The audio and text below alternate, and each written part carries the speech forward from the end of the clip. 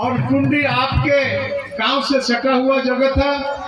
और गुरु जी का प्रवेश भी टुंडी के जंगल होते हुए आपके यहाँ तक आना हुआ था। उस टुंडी में भी ठीक इसी तरह का कार्यक्रम का आयोजन वहाँ के माननीय विधायक मथुरा प्रसाद महतो जी के नेतृत्व में हुआ, जहाँ गुरु जी के मूर्ति का अनावरण करने का सौभाग्य मुझे प्राप्त हुआ। और हमारे साथ झारखंड के मंत्री आदरणीय जोगेंद्रनाथ महतो जी भी उपस्थित थे। और उसके बाद उसी समय हम लोगों ने मन बनाया कि हमारे झारखंड के अंदर में चिरुडी एक ऐसा प्रकरण है जिस प्रकरण गुरु जी के आंदोलन के साथ जुड़ा हुआ प्रकरण है। आपको पता होगा हमारे पुराने नेता मनोरथ दा हैं, नंददा अभी हम लोग के बीच नहीं है, नरसिंह दा हैं, रवि दुबे जी हैं, हमारे डॉक्टर साहब हैं। सारे लोगों को पता है कि जब इस क्षेत्र महाजनों के चंगुल में फंसा हुआ था, जितना जमीन जायदाद सारे लोग महाजनों को गिरवी रख दिए थे और उनका खेत और घर सारे महाजनों के हाथ होता था। यानी महाजन का जो शोषण था इतना अधिक शोषण था कि एक व्यक्ति एक बार अगर महाजन के चंगुल में फंस गए तो पूरा जीवन भर महाजन के चंगुल से निकल नहीं पाते थे। ठीक इसी समय एक पैगंबर के जैसा, एक दूत के जैसा, एक अवतार के जैसा हमारे वीर शिव शरण का आविर्भाव हुआ।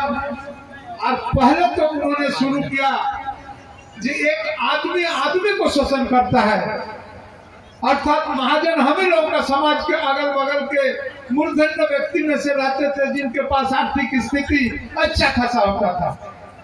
उनके चंगुल में फंसते थे और वर्षों वर्ष तक उनसे यहाँ के लोगों को मुक्ति नहीं मिलता था। गुरु जी के मन में ये बात आया और आने के बाद उन्होंने प्रण लिया कि हर हाल में हमारे यहाँ के शोषित लोगों को, पीड़ित लोगों को, यहाँ के आदिवासियों को, दलितों को, पिछड़ों को, अल्पसंख्यकों को, सारे लोगों को इस महाजन रूपी राक्षस के हाथ से हमें बचाना है। और उन्होंने आंदोलन छेड़ा और हम समझते हैं दर्जनों आंदोलन का साथी इस जगह पर बैठे हुए हैं। एक नाम लेने में मैं भूल गया, जो जगन्नाथ पंडित जी हैं, ये भी बहुत दिन तक गुरु जी के साथ आंदोलन में जुड़े हुए व्यक्ति हैं और आप सारे लोग इनको भी जानते हैं। जब भागलपुर मेडिकल कॉलेज शुरुआती दौर पर स्टार्ट हुआ था तो भागलपुर मेडिकल कॉलेज में एमबीबीएस पढ़ने के लिए गए, तो वहां भी छात्र आंदोलन में फंसे और वहां से जब निकल के यहाँ आए तो गुरु जी के आंदोलन में रम गए। और ऐसा रम गए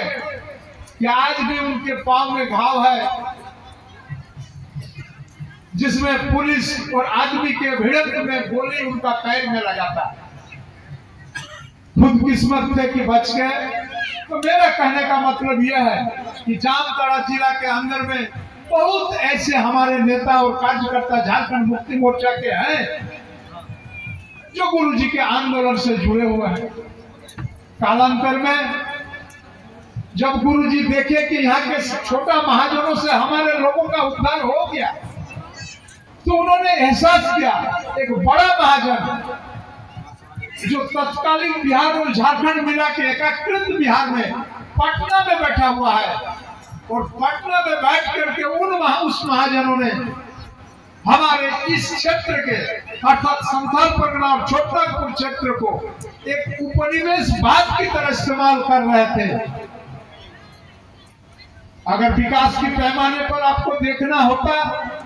तो संथाल परगना और छोटापुर का जो वर्तमान झारखंड राज्य है इसमें विकास नाम की कोई चीज ही नहीं था। यहाँ स्कूल नहीं था, कॉलेज नहीं था, इंजीनियरिंग कॉलेज नहीं था, मेडिकल कॉलेज नहीं था, लॉ कॉलेज नहीं था, यहाँ के बच्चों का पढ़ने का समुचित व्यवस्था नहीं था, यहाँ के वृद्ध माता पिताओं को इलाज कराने के लिए अच्छा अस्पताल नहीं था। यानी विकास के दौर में हम लोग इतना पीछे आ गए कि गुरुजी निर्णय लिए कि हमें हर हाल में उस पाटना में बैठे हुए महाजन